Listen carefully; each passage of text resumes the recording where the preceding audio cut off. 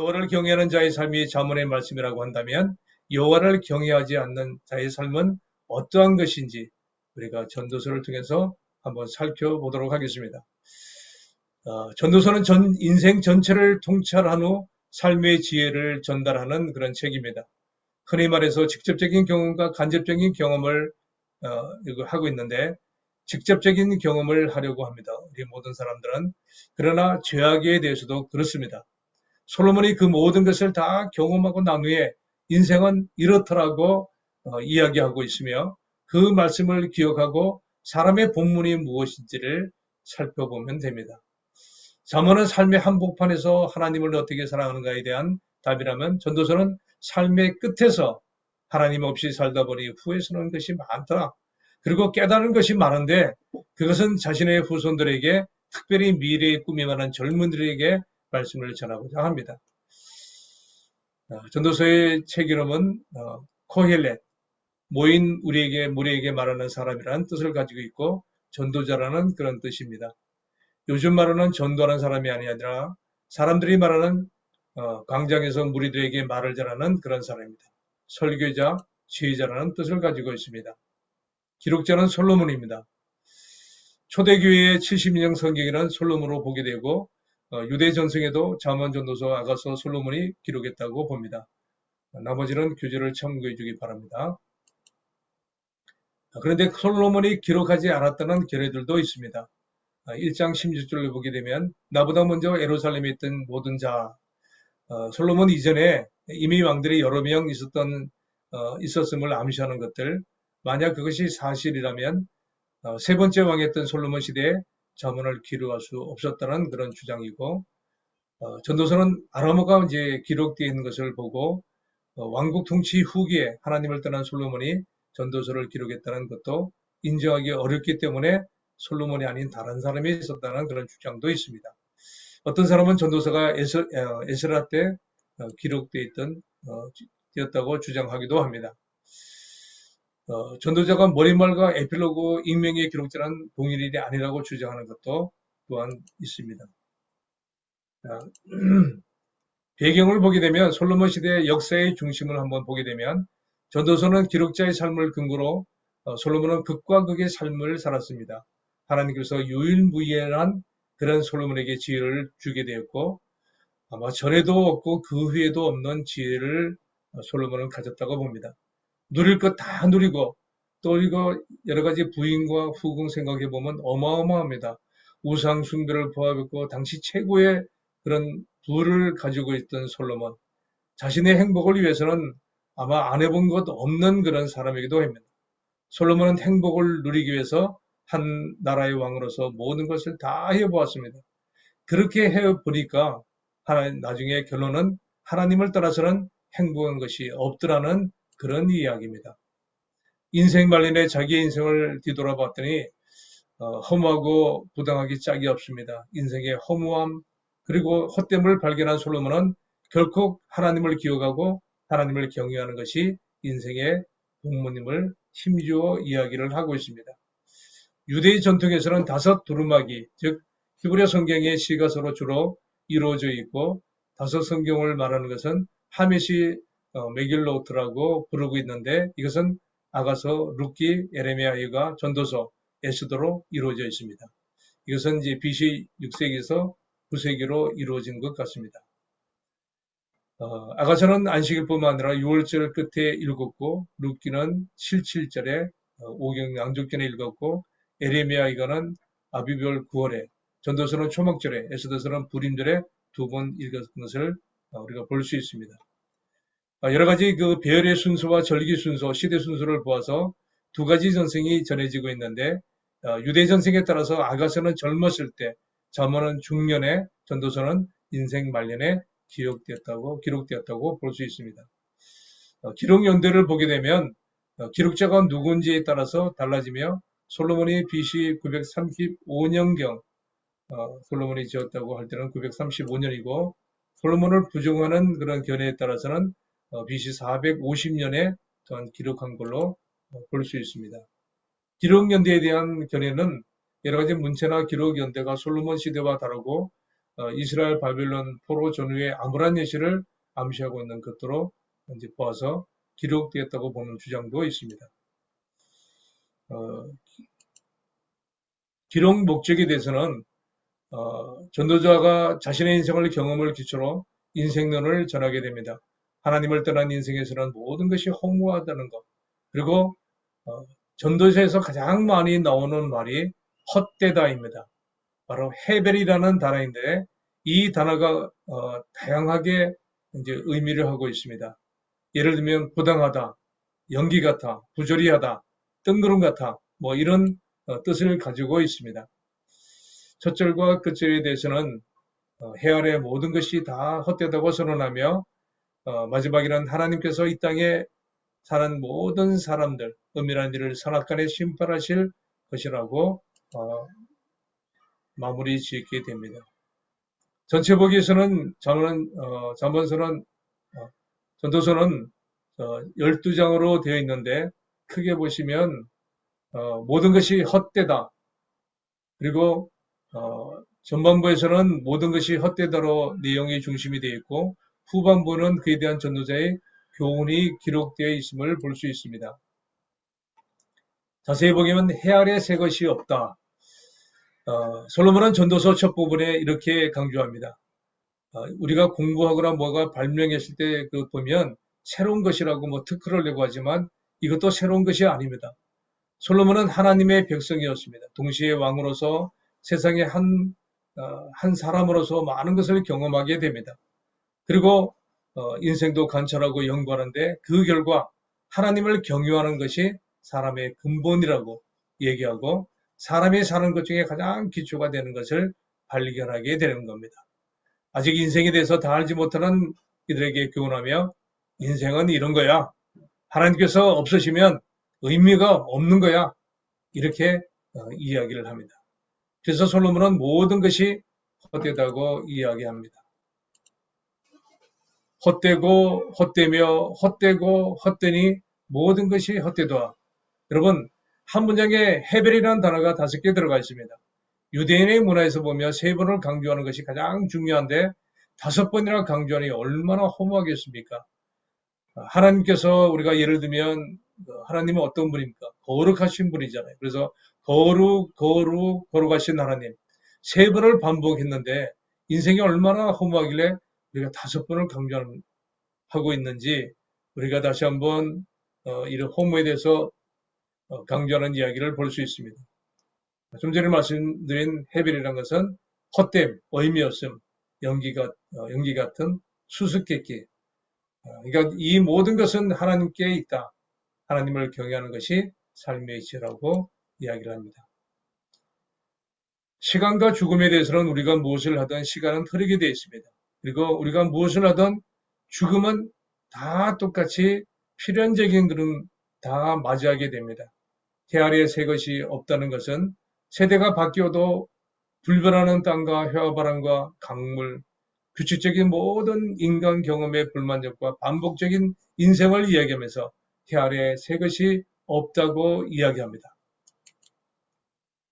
어쩌면 우리가 요람에서 무덤까지 똑같은 동일한 그런 인생에 대해서 얘기하며 9절 이미 있었던 것에 후에 다시 있겠고 이미 한 일을 후에 다시 할지라 해 아래에는 새 것이 없다고 이야기합니다. 두 번째는 전도자는 구체적인 무엇이 헛된지를 이야기하고 있습니다. 전도자의 경험 중 3가지를 이야기하는데 지혜와 쾌락과 수고에 대해서 이야기합니다. 먼저 지혜가 헛되자고 얘기합니다. 마음을 다하여 지혜를 써서 하늘하에서 행하는 모든 일을 연구하고 살핀 적 이런 괴로운 것이니 하나님의 인생들에게 주사 수고하게 하신 것이라고 이야기합니다. 바람을 잡으려는 것인 줄을 깨달았다고 얘기하며 성경도 하나님을 떠나서는 지식과 지혜 얻으려고 덤벼들면 허무하다는 것을 이야기합니다. 세상에 어떤 이런 이야기가 있겠습니까? 하나님을 믿는 이들이 보면 세상에 이런 지혜와 지식도 없습니다. 지혜를 알고자 해도 바람을 잡으려는 것을 우리는 깨닫게 됩니다. 인간이 죄이라는 것을 분명한 사실이고 하나님께서 세상을 이끌어 가신다는 것, 이것이 진리라는 겁니다. 하나님을 따라서는 얻는 진리와 지혜와 지식은 헛되고 헛되니 모든 것이 다 헛되다고 얘기합니다. 두 번째는 쾌락도 헛되다는 겁니다. 하나님의 통치 없이 즐거움을 지나치게 행하게 되면 헛되다는 겁니다. 술과 좋아하는 주식과 도박과 게임과 모든 간음 지나치게 행하면 끝이 못하게 되면 바로 폐가 망신한다는 겁니다. 이런 세상의 즐거운 것 다 해보고 나니 모든 수고가 다 헛되다고 솔로몬은 이야기합니다. 자신이 수고했던 일들을 후계자에게 들려주고 떠날 때 후계자가 마음대로 할 것을 생각하니 이 또한 허무하다고 얘기합니다. 살아있는 동안의 인생은 그 소유물과 함께 속히 지나가기 때문에 수고로 얻을 수 있는 것이 거의 없음을 알게 된다는 것입니다. 그리고 26절에 보면 하나님은 그가 기뻐하시는 자에게 지혜와 지식과 실학과 주시나니 죄인에게는 노구를 주시고 그가 모아서 아끼 하사 하나님을 기뻐하시는 자에게 그가 주게 하시지만 이것도 헛되이 바람을 잡는 것이라고 이야기합니다. 그리고 세 번째 전도자의 그 관찰한 내용에 대해서 이야기를 하고 있는데 7가지에 대해서 관찰에는 하나님의 때가 있다고 이야기를 합니다. 범사에는 기한이 있고 천하 만사가 다 때가 있나니 날 때가 있고 죽을 때가 있고 심을 때가 있고 심는 것을 뽑을 때가 있고 죽일 때가 있고 치료할 때가 있고 헐 때가 있고 세울 때가 있고 울 때가 있으면 웃을 때가 있고 슬퍼할 때가 있으면 춤출 때가 있고 지킬 때가 있으면 벌 때가 있고 찢을 때가 있으면 꿰맬 때가 있다고 여러 가지 이야기를 하게 됩니다. 하나님께서는 모든 것을 때에 따라 아름답게 하셨고 사람들에게는 영혼을 사모하는 마음도 주셨습니다. 그래서 우리는 이러한 하나님의 때를 기대하고 하나님을 경외하는 것입니다. 사람들이 사는 날 동안에 기뻐하며 선을 행하는 것보다 더 나은 것이 없는 줄을 내가 알았고 그리고 이것이 하나님의 선물인 것 우리가 먹고 마시고 수고함으로 낙을 누리는 것이 하나님의 선물임을 또한 알았다고 얘기합니다. 하나님께서 행하시는 모든 것은 영원히 있을 것이라. 그리고 하나님이 같이 행하시면 사람들이 그의 앞에서 경외하게 하려 하심을 우리가 내가 알았다고 이야기를 합니다. 학대에 대해서 관찰을 하게 되었는데 솔로몬은 온갖 학대를 받은 사람에게 위로자가 없음을 이야기합니다. 내가 다시 헤아려 행하는 모든 학대를 살펴보았는데 학대받는 자들의 눈물, 그들에게 위로자가 없다. 그들을 학대한 자들의 손에는 권세가 있으나 그들에게 위로자가 없다고 이야기합니다. 살아있는 자들보다 죽은 자가 또한 그보다 출생하던 자가 더 낫다고 이야기를 합니다. 헛된 수고에 대해서는 수고의 헛됨보다 만족감이 더 낫고 한 사람보다 두 사람이 낫고 서로 돕고 사는 것이 유익하다고 이야기합니다. 두 사람이 놓으면 따뜻하고 새의 겹줄은 쉽게 끊어지지 않음을 얘기합니다. 어떤 사람이 모든 수고를 대서 업적을 이루지만 그것을 나눌 누가 없다고 얘기한 것은 하나님 없이 홀로 남는 인생 가운데 헛됨을 발견함을 얘기합니다. 왕도 헛되다고 얘기한 것은 완고하고 나이 많고 어리석은 왕보다 가난하지만 지혜로운 젊은이가 낫다고 다시 한번 얘기를 합니다. 약속을 신중히 하라는 얘기는 하나님 앞에 신중히 서운하고 서운해서는 빨리 이행하며 약속을 지키라고 명령합니다. 약속을 지키지 않음으로써 인해서 입술로 죄짓지 말고 오직 하나님을 경외하라고 말씀을 합니다. 재물, 이것은 하나님의 선물이라고 얘기합니다. 재물과 풍요로움을 사랑하는 자, 부귀에 집착하는 것은 헛되며 사람이 하나님께서 주신 일에 낙을 보는 것이 그의 몫이라고 합니다. 어떤 사람에게는 재물과 부유를 주어서 누리게 하시고 수감으로 그 제 몫을 받아 즐거워하는 것은 하나님의 선물이라는 겁니다. 장수에 대해서는 재물과 부유와 존귀를 받아도 그것을 누리도록 장수하지 못하면 헛된 것이고 장수한다 할지라도 행복을 맛보지 못하면 헛되다고 이야기합니다. 그래서 전도자는 헛된 수고가 무슨 유익이 있겠느냐.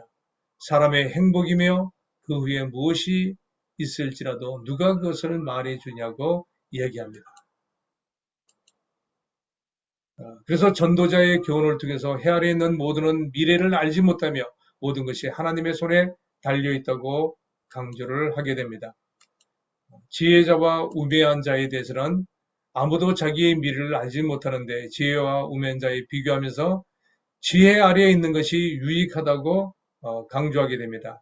형통한 날에는 기뻐하고 공부하는 날에는 되돌아보아라. 14절의 말씀에 그런 말씀이 있죠. 하나님께서는 병행하게 하사 사람이 그의 장래를 능히 헤아려 알지 못하게 하셨다고 말씀하시는 것처럼 잘 될 때는 기뻐하고 잘 안 되고 문제가 생길 때는 생각해 보아라고 얘기합니다. 악인들과 의인들에 대해서는 악인에 대한 징벌이 빨리 임하지 않으므로 악인들이 담대하기도 하지만 악인들은 잘 되지 못하며 그날이 그림자와 같다고 얘기합니다. 의인들은 하나님을 경외하며 잘 될 것이다. 그러나 악인들의 행위에 따라서 벌을 받는 악인들이 있고 의인들의 행위에 따라서 상을 받는 악인들이 있다. 이것도 헛되다는 것입니다. 해 아래서 하나님의 일은 능히 알 수 없다는 그런 이야기입니다.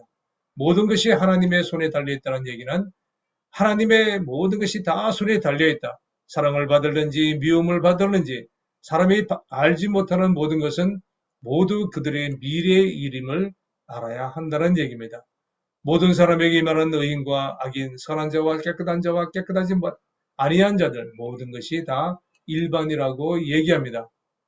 모든 산자들 중에서 들어있는 자 중에 누가 소망이 있으면 산 개가 죽은 사자보다 낫기 때문이라고 강조합니다. 모든 사람에게 임하는 모든 일이 결국은 똑같습니다. 산자들은 죽은 줄을 알지만 죽은 자들은 망각된다는 겁니다. 하나님께서는 헤아려 주신 날에 사랑하는 아내와 즐겁게 사는 것이 우리의 몫이기 때문에 살아있는 동안에 힘을 다하여 일하고 때와 기회는 우리 모두에게 임하지만 사람은 자기의 때를 알지 못함을 이야기합니다. 그래서 모든 것이 하나님의 손에 있음을 알아보라는 것을 이야기합니다. 두 번째는 청년들에게 특별히 교훈을 합니다. 솔로몬의 인생을 살다 보니 헛된 것은 분명한데 그 중에 가장 소중한 것이 무엇인가를 고민합니다.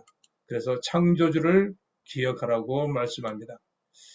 11장 9절에서 12장 2절의 말씀 보면 솔로몬은 하나님 없이 헛된 인생을 사는 젊은들에게 이렇게 강조합니다. 하나님이 이 모든 일로 말미암아 심판할 것이다. 심판이 있다는 것을 기억한다는 그런 이야기를 합니다. 그러므로 너는 청년 때에 너희 창조주를 기억하라고 말씀합니다. 인생에 있어서 가장 좋은 때는 청년의 때입니다. 인생을 허비하지 말고 청년이여 내 어린 때를 즐거워하며 내 청년의 날들을 마음에 기뻐하고 마음에 원하는 일들과 내 눈에 보이는 대로 행하라. 그리고 창조주 하나님을 기억하라고 강조합니다. 노년의 삶에 대해서는 인생의 항홍이가 들어오게 되면 몸이 늙고 다리에 힘이 빠지고 치아가 빠지고 눈이 어두워지고 불면증과 고혈압과 당뇨와 성인병으로 여러 가지 많은 이런 즐거움이 그칠 때 작은 것에 놀라고 머리가 휘어지게 됩니다. 정력이 그치게 되며 머리가 휘어진다는 얘기는 아몬드 나무의 흰 꽃은 노인의 백발을 상징한다는 그런 이제 이야기가 있는데요. 우리 90페이지 팁을 보게 되면 살구나무는 아몬드 나무를 오역한 이야기가 있습니다. 살구나무는 중국어 성경을 번역할 때 아몬드 나무를 은행나무 행자를 그렇게 번역을 해서 한국어 성경에는 살구나무로 이렇게 하게 됩니다. 살구나무는 모두 아몬드 나무의 오역이라고 우리가 보시면 됩니다. 실제로 은행나무도 살구나무도 아니고 아몬드 나무입니다. 그래서 아몬드 나무의 흰 꽃은 노인의 백발을 상징한다고 이렇게 얘기한 것은 아몬드 나무의 오역임을 여러분들이 읽으시면 좋겠습니다.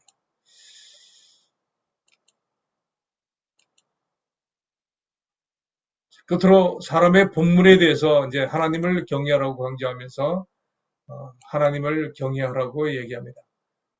전도서는 인생의 헛됨을 말하지만 전도서의 기록 목적이 아닙니다. 인생이 헛되다고 말하는 전도자의 말 속에 헛되게 살지 않는 방법을 암시하고 있습니다. 젊었을 때 창조주 하나님을 기억하라는 것입니다. 일이 결국은 다 들었으니 하나님을 경외하고 그의 명령들을 지키라고 얘기합니다. 이것이 모든 사람의 본문이고 하나님은 모든 행위와 모든 은밀한 일을 선악간에 심판하신다는 그런 말씀입니다. 솔로몬은 인생의 겨울에 그때까지 붙잡고 있었던 것을 이제 놓으면서 인생은 하나님께 달렸다는 것을 깨닫고 사람이 인생을 할 수 없다는 것을 인정하게 됩니다. 확실한 것은 모든 인생이 죽는다는 것뿐이고 불확실한 것 가운데 확실한 것은 솔로몬의 인생의 허물을 경험했다는 겁니다. 인생의 깨달음을 얻은 후에 솔로몬은 모든 인생들에게 하나님을 경외하라는 메시지를 정하게 됩니다. 그래서 인생의 헛됨을 얘기합니다. 하나님께서는 세상에 있고 세상을 인도하시는데 여전히 어떤 인생은 그 하나님을 경외하지 않고 사는 분들이 많습니다. 그런 인생은 아무리 즐거운 일이 있을지라도 결코 어떤 의미를 찾지 못한다는 겁니다. 하나님을 경외하는 인생은 한 번 사는 인생보다 의미 있는 삶을 살아간다는 그런 의미입니다. 하나님을 경외하고 그의 명령을 지키는 것이 사람의 본분이라고 전도서는 마지막 이야기를 합니다.